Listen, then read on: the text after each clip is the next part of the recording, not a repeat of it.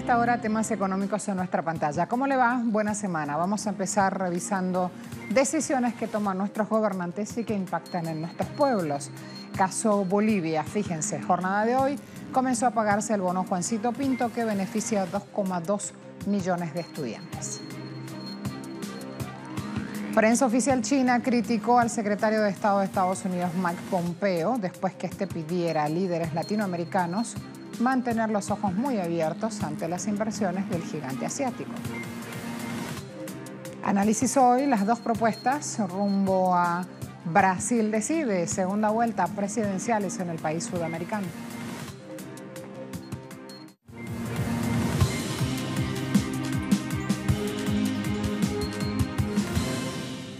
Tuit del presidente Evo Morales. Hoy es un día de alegría para nuestros niños y jóvenes estudiantes porque comenzamos a pagar el bono Juancito Pinto a 2,2 millones de escolares de primaria y secundaria de todo el país, para lo que destinamos 444.000 millones de moneda, en este caso nacional.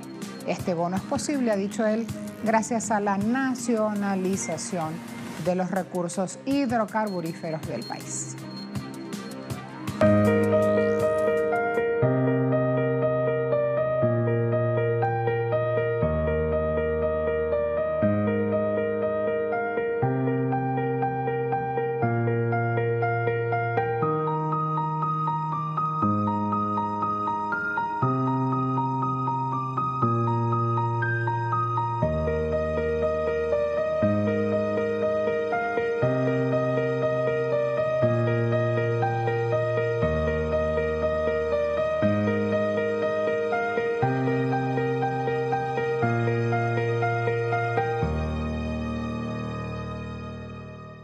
Bolivia continúa marcando la pauta en América Latina en cuanto a crecimiento y desarrollo social de su población. El pago del bono Juancito Pinto es un instrumento ideado por el gobierno nacional para incentivar la matrícula escolar y que prevé impactar a más de 2 millones de estudiantes. Autoridades bolivianas indican que este bono, junto a otros como el Juana Azurduy para las embarazadas y la renta de la dignidad para los adultos mayores, se paga por una decisión gubernamental adoptada en 2006 de nacionalizar los hidrocarburos y recuperar las compañías estratégicas.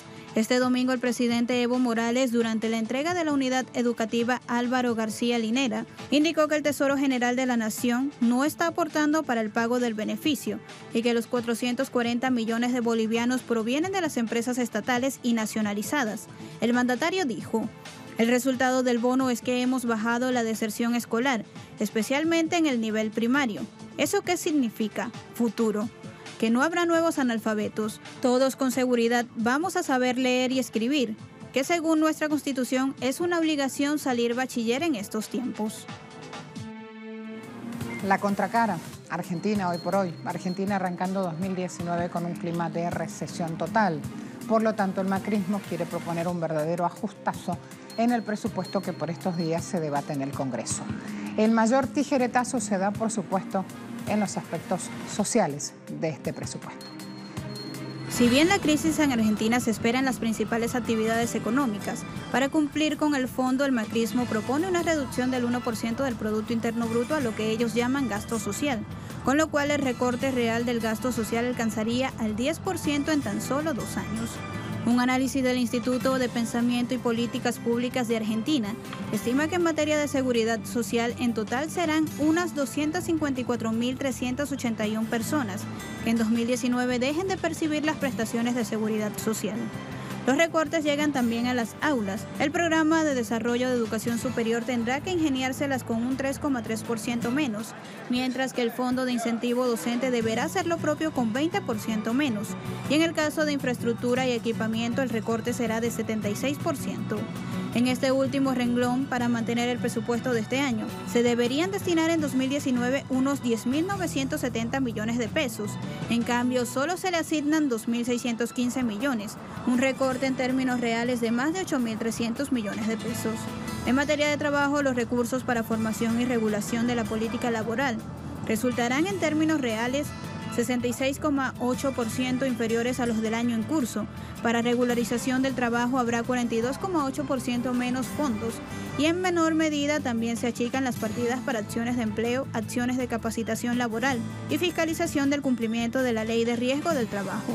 En cuanto a vivienda y urbanismo, los dos principales programas verán reducidos sus presupuestos en 36,3% y 51,1%. El recorte real en el área de vivienda asciende a más de 17.600 millones de pesos, un verdadero paquetazo que el ministro de Economía, Nicolás Duhovne, ha calificado de austero y con prioridades claras, y que diputados de oposición en el Congreso argentino buscan frenar. 3 países, Chile, México y Uruguay, destacan entre las economías más competitivas de nuestra región, de acuerdo a un informe emitido por el Foro Económico Mundial. Chile se consolida como el país más competitivo de la región, escaló una posición, casilla 32. México, posición número 42, entre otros factores porque ocupa los últimos sitios en rubros como crimen organizado, confianza en la policía y delitos contra la prensa. Uruguay es el país de América Latina con mayor nivel de apropiación de tecnologías de la información y de las comunicaciones, a niveles comparables incluso con los de Suiza o Taiwán. Se posiciona en el puesto 53, pero según el informe, eso no se refleja en una mayor innovación. Global Times está titulando: la advertencia de Estados Unidos a América Latina es irrespetuosa. ¿Por qué saltamos aquí? El secretario de Estado de Estados Unidos, Mike Pompeo, visitó Panamá y México la semana pasada. Durante su estadía, alertó sobre los peligros que supone negociar con China. Pompeo dijo: cuando los chinos aparecen con ofertas que parecen demasiado buenas para ser verdad, a menudo es el caso que, de hecho, lo son demasiado buenas para ser verdad. El diario destaca que palabras similares habrían sido pronunciadas por Tillerson, pero que no importa quién las diga, sino que implican desprecio por el juicio de los países latinoamericanos. Ahí entonces tienen un punto para abordar. A la vuelta de la pausa les propongo abordar el otro punto, la respuesta de China a Pompeo.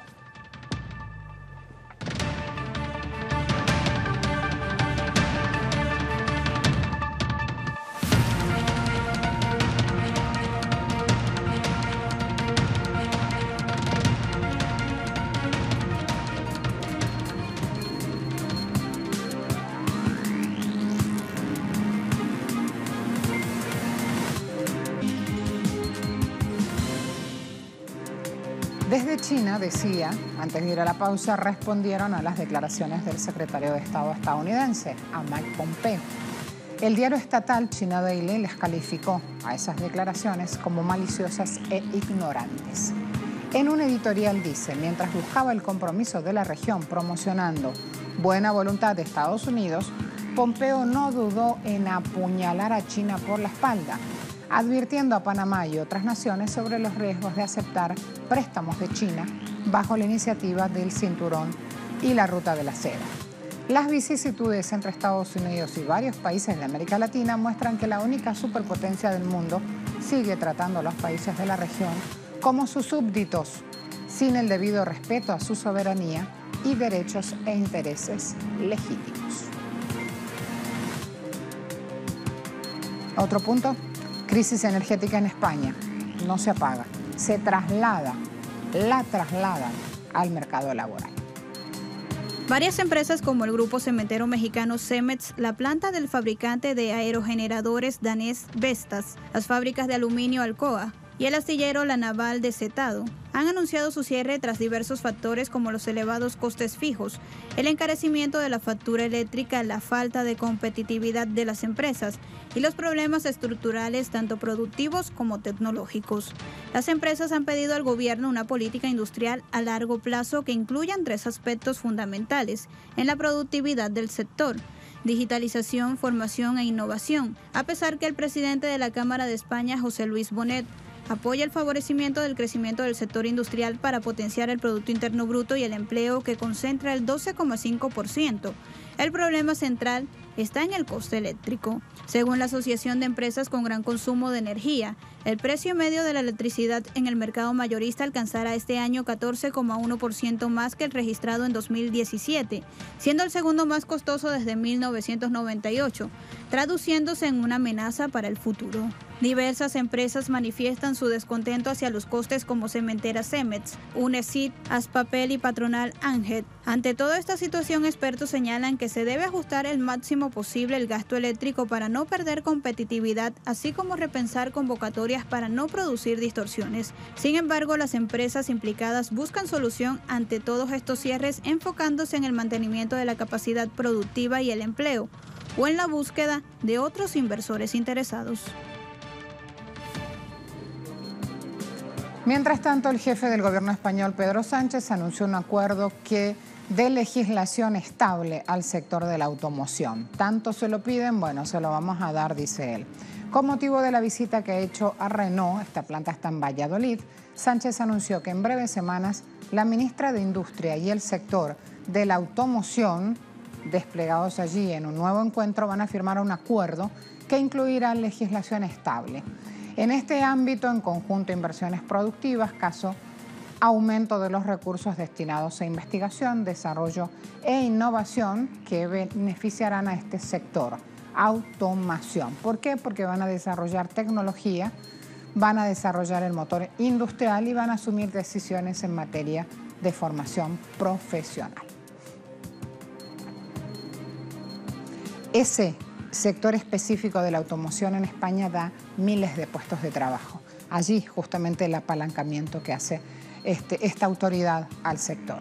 Mientras tanto, el Tesoro italiano le dijo a la Comisión Europea hoy lunes que se apegará a los planes presupuestarios impugnados en desafío a las normas fiscales de la Unión Europea. Pero dijo que va a intervenir si no se logran sus metas de deuda y déficit. Si el fallo se realiza de antemano y no a través de los procedimientos y las reglas, este es un juicio previo que es inaceptable. Conozco a la persona que dio este prejuicio, que dice que fue su opinión personal, pero cuando representa una institución, estas opiniones no se pueden expresar. Brasil decide el próximo domingo. Mientras tanto, aquí los dos planes totalmente confrontados, los dos planes en pugna en ese país.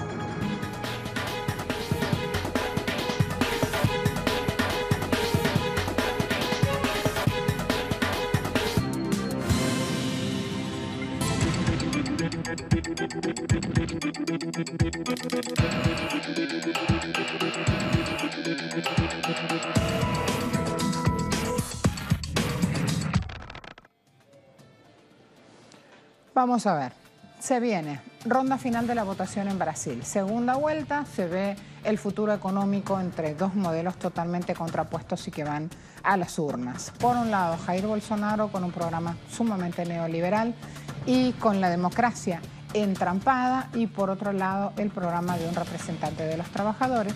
De hecho, es el candidato de Lula, que no pudo presentarse porque está como preso político en una cárcel en Curitiba. Así las cosas. Jair Bolsonaro, Fernando Haddad.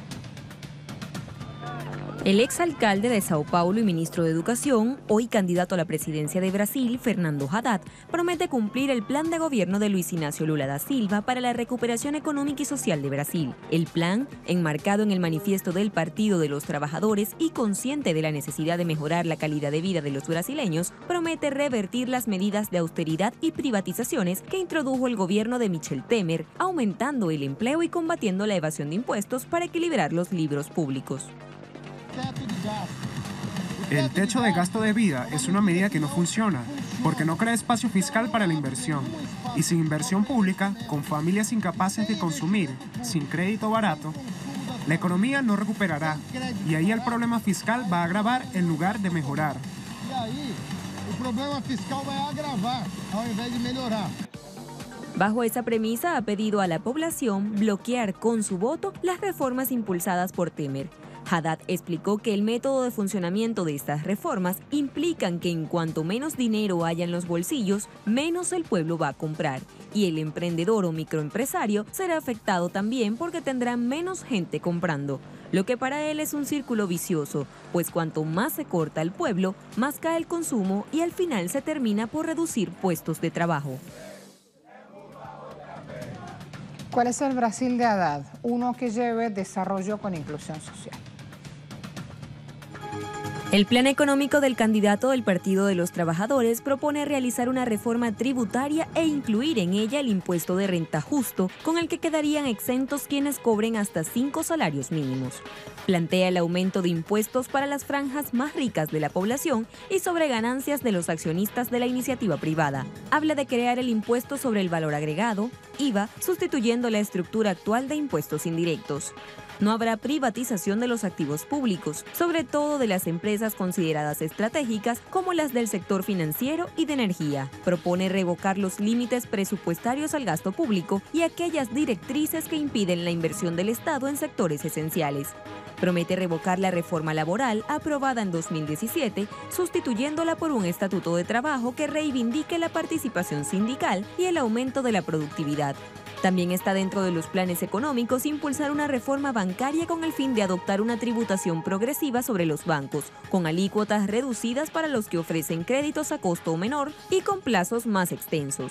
Haddad promete garantizar el apoyo del Estado a todo aquel que desee producir con el fin de recuperar la capacidad industrial, la diversificación económica y energética de forma sostenible. El proyecto de país que lidera busca mejorar la calidad de vida y la generación de oportunidades en un país que tiene más de 13 millones de desempleados. Los mayores ejes son el plan de emergencia y el plan estructural. Con el primero, pretende derogar las leyes neoliberales aprobadas bajo el mandato del presidente no electo Michel Temer, y con el segundo, apuesta por un desarrollo industrial comprometido con lo sustentable, lo social y lo ambiental. Bolsonaro, por su parte, aboga por un mercado sin restricciones, por un Estado que funcione con una lógica empresarial. Si hay que privatizar, se privatiza. Si hay que recortar planes sociales, se recorta. ¿Quién firma el modelo económico de este hombre, de Bolsonaro? Paulo Guedes. Jair Bolsonaro ha sido claro en su hoja de ruta. Ha prometido cambiar los rumbos de Brasil. Quiere liderar una restauración conservadora que se extiende del terreno de las conquistas sociales a un impreciso liberalismo promercado. En primer lugar, quiere achicar el Estado al reducir la inversión social, especialmente en educación, salud y jubilaciones. Podemos hacer más con mucho menos, se lee en su programa económico, en el que se plantea reducir a la mitad los 29 ministerios del país. Bolsonaro es asesorado por el economista ultraliberal Paulo Guedes, el mismo que expresó que la centralización de recursos y poder acaba corrompiendo la política y estancando la economía, como parte de su crítica al gobierno del Partido de los Trabajadores. El mismo que aboga por aumentar los impuestos. En septiembre, Guedes causó polémica al anunciar que pretende recrear un impuesto a las transacciones bancarias e incrementar el impuesto a las ganancias de los que menos ganan. En contraposición, apuestan por disminuir la carga impositiva de las empresas del 34 al 15%. Planea reducir las tasas actuales de 27,5% y 22,5% a 20% y ampliar el actual límite de exención hasta 5 salarios mínimos. Mejorar la carga tributaria para que los que paguen mucho paguen menos. Esa es la propuesta del binomio Bolsonaro-Guedes. El modelo de Bolsonaro también supone una masiva privatización de empresas estatales. En Brasil hay 147 de esas, entre las que sobresale la petrolera Petrobras.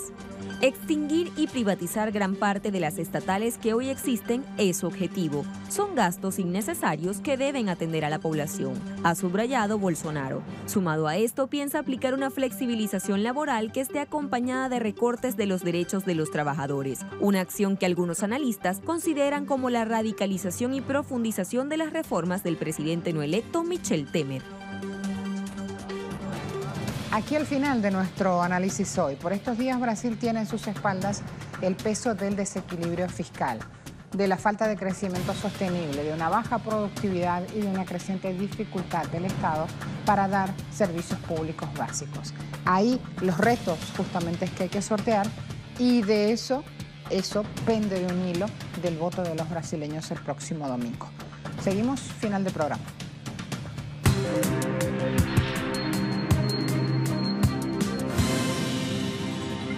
Como siempre lo hacemos, indicadores petroleros a esta hora. Brent cotizando 79,95, WTI 69,17, siempre en dólares el barril.